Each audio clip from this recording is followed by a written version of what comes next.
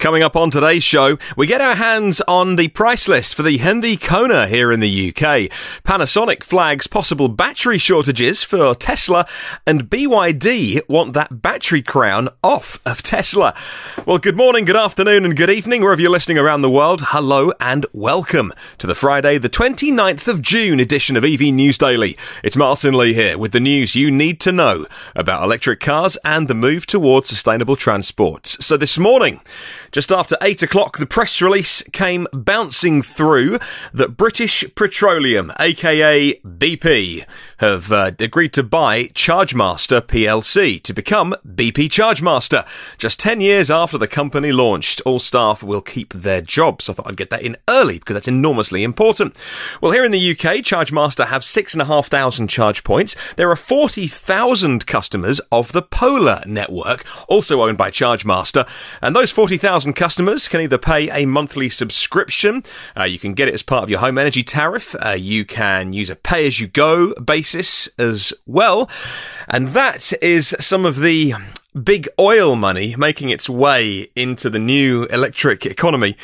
Well, BP said that combining BP and Chargemaster's complementary expertise, experience and assets is an important step towards offering fast and ultra-fast charging at BP sites across the UK, and to BP becoming the leading provider of energy to low-carbon vehicles on the road or at home. Notice they didn't say zero-emission vehicles, because they certainly want hybrids to be plugging in as well. They could have said zero emission, but they're choosing their words carefully.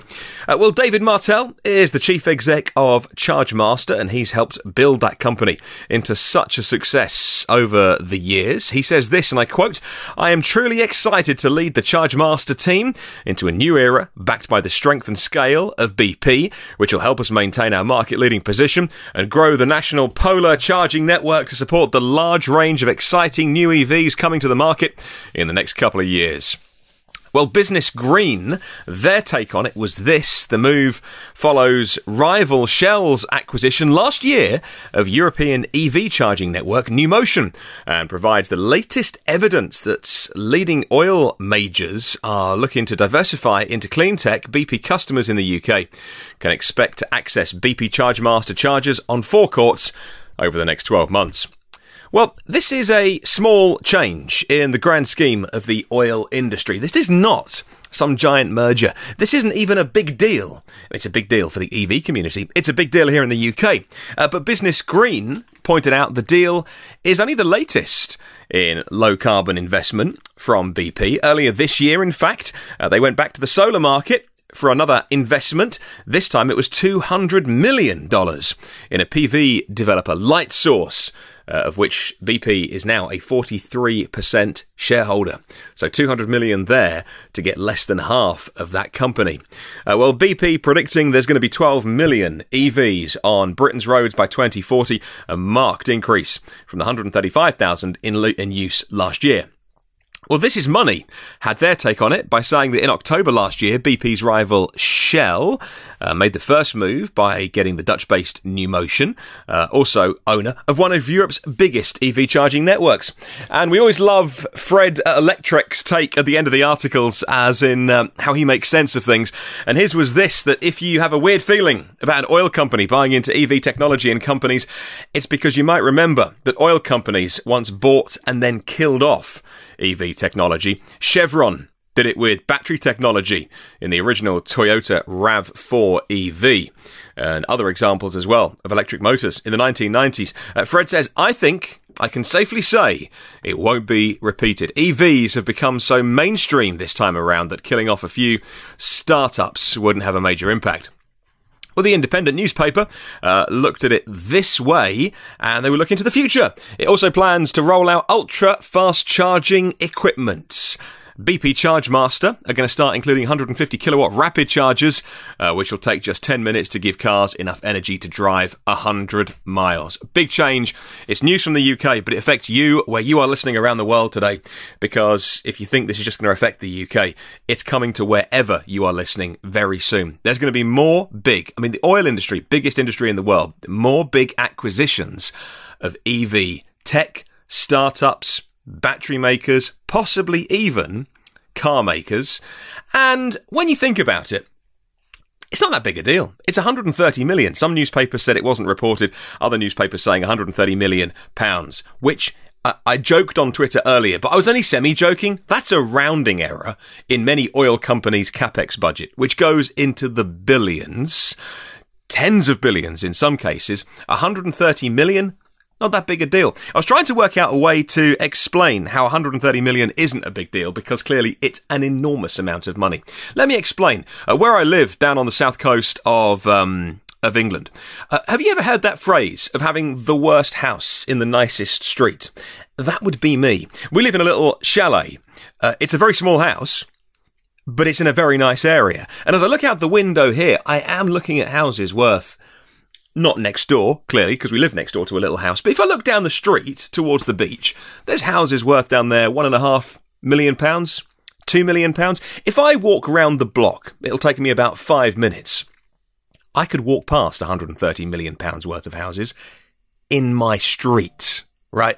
Now, I don't live in a house that nice. I must point that out. I live in the worst house in a very nice area. But I can walk for 5 minutes and get back and carry on the podcast, and that's £130 million worth of real estate. You go to a street in London, you walk past one house for that much money. 130 million in the grand scheme of things is small change. I also mentioned earlier on Twitter that I think BP have stolen it. I think they have got the deal of the century. In 2 to 4 years' time, we're going to look back at this acquisition of BP buying the biggest charge network here in the UK for £130 million, and they stole it. Daylight robbery, with smiles on their face. There's budget lines they won't even miss £130 million in, and yet they've got a massive leg up in the UK EV industry now.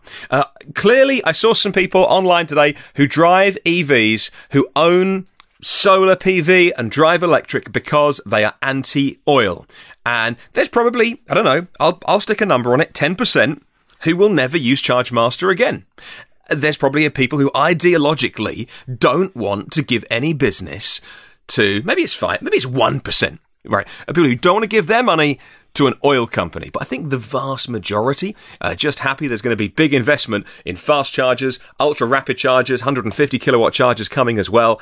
And with all respect to Chargemaster, who have done an amazing job, they were probably staring down the barrel of some major investment, the same as Tesla's done with the supercharger network, and thinking, we're still, on the grand scheme of things, not a massive company, and we've got to put all these expensive new technology, big chargers in, and they're probably looking at things like debt and fundraising, and then BP come along, and not with unlimited money, but with enormously deep pockets. It's win-win-win all around for Chargemaster, for BP, and certainly for BP shareholders who will be wanting to see, not just next quarter, but in 20 years, to make sure that the returns on their investments are are getting a return, and that's going to be some green investments there. So they'll be monitoring it very closely. I saw one person today saying they bought it to wind it down.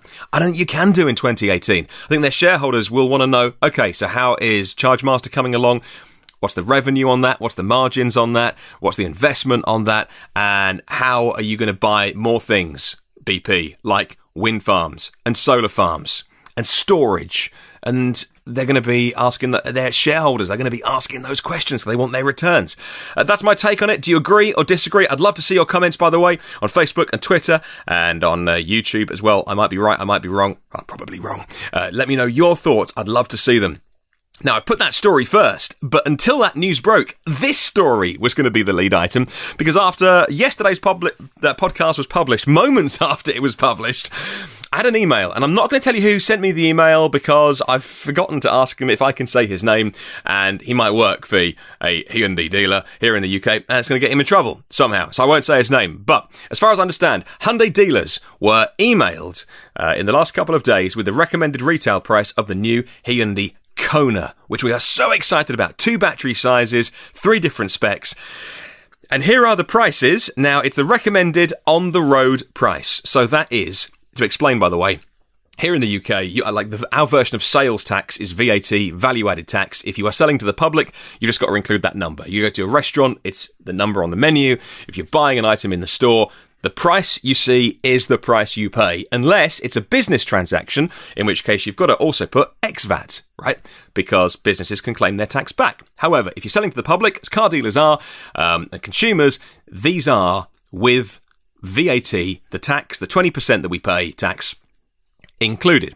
So the base model, Kona SE, 39 kilowatt hour battery is how they're advertising it, by the way. 39 usable. I think the battery's about 41, 42, but it's usable 39, so they're advertising it as that.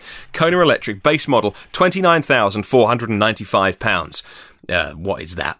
$35,000, maybe $38,000 for the base model recommended on the road price. This is before any discounts, deals, lease deals, all that kind of stuff. Recommended price to the dealers.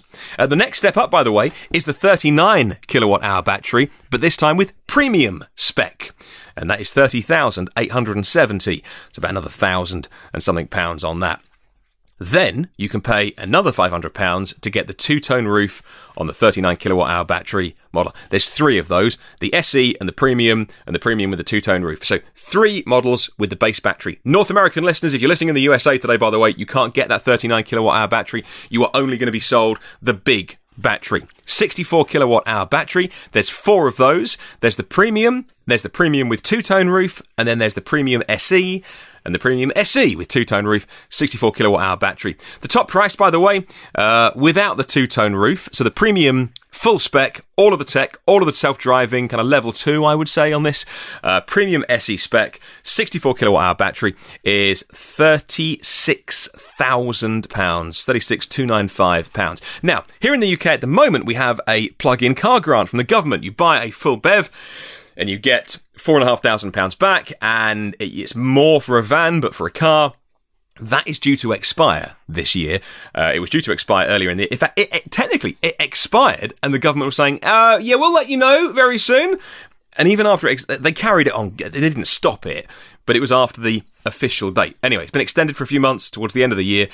If that plug-in car grant stays, take £4,500 off those prices. So for the cheapest 64 kilowatt hour battery on the Kona Electric, which is the premium spec, it's $33,995. Take £4,500 off of that, so you're in the late 29s. It's not a bad price. It's not cheap. It's not expensive. It's probably about $35,000, $36,000 probably, I'm guessing at the moment. They've also released the colour charts for it as well. 6 colours on this. Galactic Grey, which is new. Chalk White. Tangerine Comet.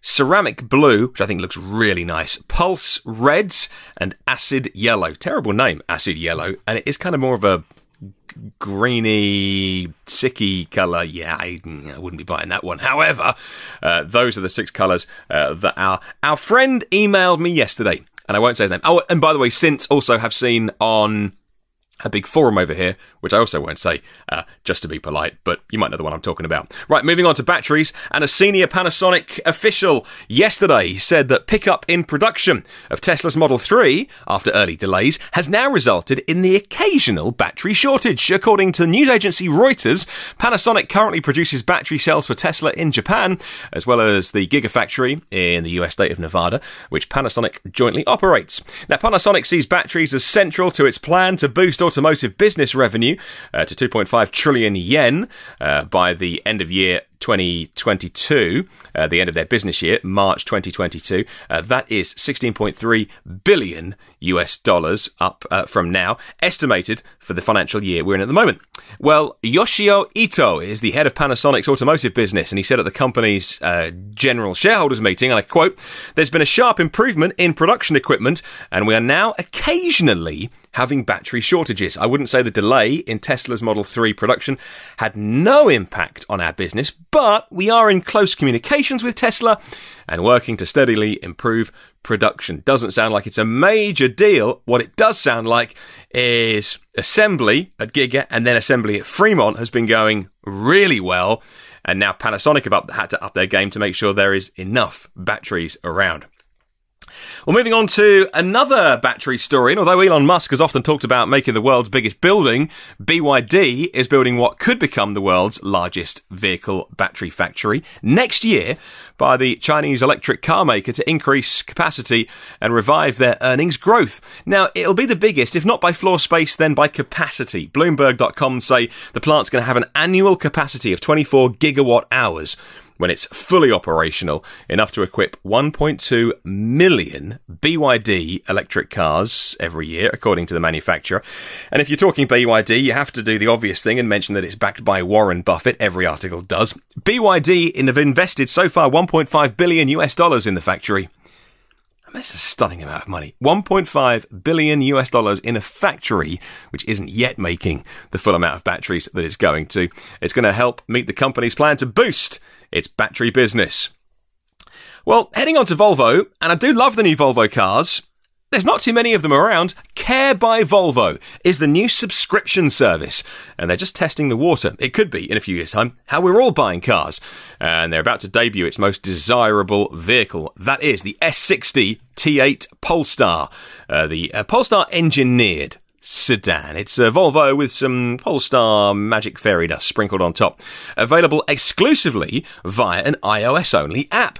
And it started yesterday at noon Eastern Time. According to Engadget, only 20. What? 20 of the cars are going to make their way to North America with upgraded plug-in hybrid powertrains capable of 415 horsepower thanks to a very finely tuned ECU. Got 19-inch rims, upgraded suspension, gold-painted Brembo calipers, service included as well. Everything you need. Wearables, all the stuff that kind of you wear out, all included. $1,100. I think that's a month covers the car and any maintenance. Now, the only things you pay for otherwise are things like taxes and registration fees and, of course, to put gas in it and electricity for the battery bit. Well, it's great news Volvo are trying out this new subscription model, but really? That's not a typo. 20 cars are coming to North America. It's always scale at the moment, isn't it? It's like we talk about these things and they're so cool and the scale isn't big enough, unless we're talking about Chinese things. Well, finally, drivers in the UK have paid over £500,000 in fines in the last year for not applying tax to vehicles which don't cost anything to tax, according to moneysavingexpert.com. This sounds a little bit strange, bear with me. Figures released under a Freedom of Information Act request reveal that from April last year to April this year, the DVLA, now that is who governs all drivers and cars in this country, the Driver and Vehicle Licensing Agency, issued 34,000 penalties to keepers of EVs, nil-rated vehicles. Have you ever been stung with a fine for driving a car that you didn't have to tax? You see, it doesn't cost any money to tax an EV, but you still have to tax it. You have to register your car every year. You've got to say, yes, I'd like to buy some tax, please. Here is no money. And the DVLA go, thank you very much. Here is your tax. Thank you for giving us no money.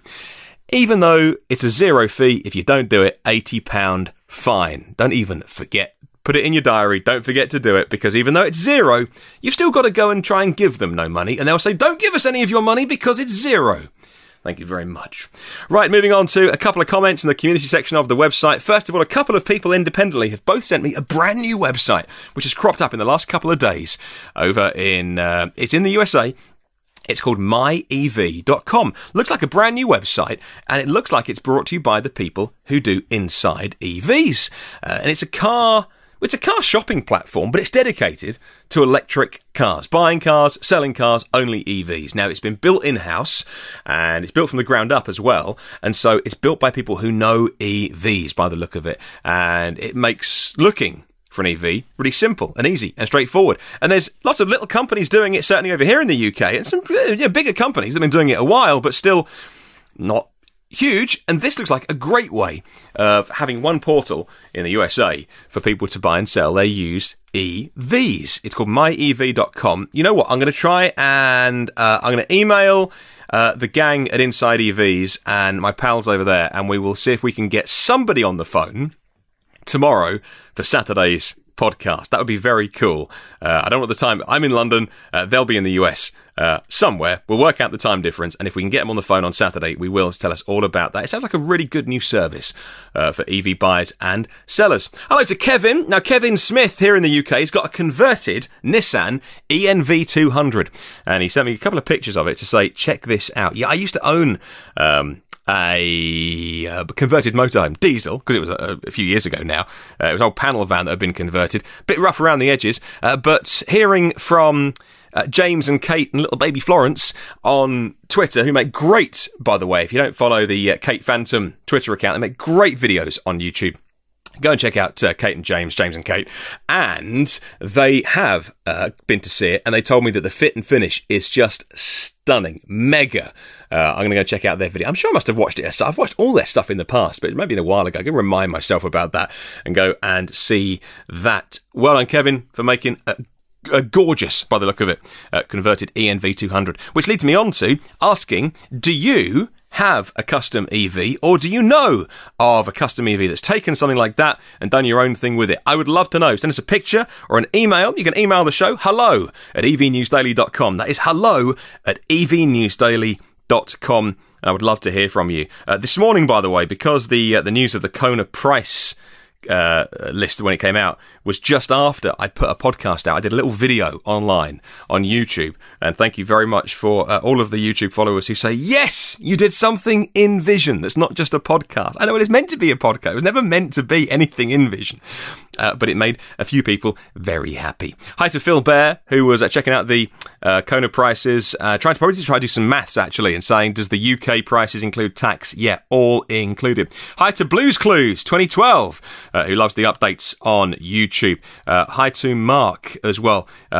Mark said, glad you decided not to wait with that Kona news and post a little video. Hi to, is it Get Him Meanus? Thank you very much to say, it's good to see you in your face, you're a real person. I am real, I am here. It's just normally a podcast on iTunes that happens to be on YouTube. And hi to Tatiana as well to say awesome news and awesome video about those Kona prices too. Thank you so much for joining in with that. And if there is any, there is. Oh, somebody I meant to mention yesterday. I'm such an idiot, by the way, sometimes. Hello, thank you very much to Brian Weatherall for passing on that story about the in the UK having to tax cars that have zero tax, and otherwise you get fined. Brian Weatherall, thank you. You're a star for passing that on. And hi as well to Simon Yap, who emailed hello@evnewsdaily.com. Martin, I listen every day in my Nissan Leaf in Sussex on my way to work. Interesting interviews done recently with the range of extended trucks, and battery storage interview last Friday as well with Phil Roberts. Thank you so much, Simon Yap, for sending an email through to hello@evnewsdaily.com. Right, I think I've remembered everybody today. If you want to, every previous episode, like those interviews I was talking about, all online, all 164 episodes on iTunes, Google Play, Spotify, YouTube, TuneIn, Stitcher, and the blog at evnewsdaily.com. If you want to subscribe, well, it's free, so, you know, we all love free stuff. You get it first and automatically if you're a subscriber, and by the way, the archive always will be free, whatever happens in the future. If you could leave a little rate and review on your own platform, wherever you like to listen, that really helps out. And if you want to come and hang out on the socials, search EV News Daily. Do have a wonderful Friday. I will catch you, if I can, line up an interview with the guys from Inside EVs who have got that brand new website, myev.com. I will do, and I will see you for Saturday's edition tomorrow.